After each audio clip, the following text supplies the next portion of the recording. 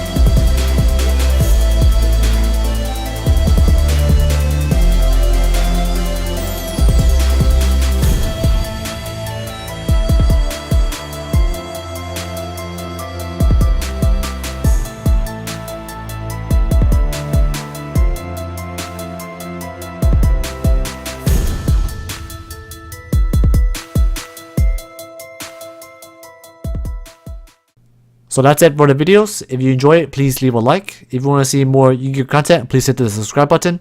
Thank you for watching and have a great day.